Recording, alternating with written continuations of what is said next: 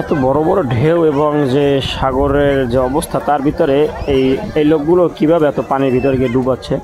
মূল কথা এখানে এখন কিন্তু বেশি জায়গাটা গভীর নয়, এটা হচ্ছে সমতল, কারণ এখানে এই জায়গাটিতে আসলে হাজার হাজার পর্যটক এসে ঘুরে। এখন একটু পানি বেশি থাকায় আসলে জায়গাটা মনে হয় যেন অনেক গভীর, আসলে গভীরতা নয়, সাধারণ একটু জায়গা। এখানে সবগুলো সবার হাঁটু সমান পানি, তবে কেউ বেশি সিরিয়াস মাইন্ডে না নেওয়াটা উত্তম হবে, কারণ এটা সাধারণ অবস্থা।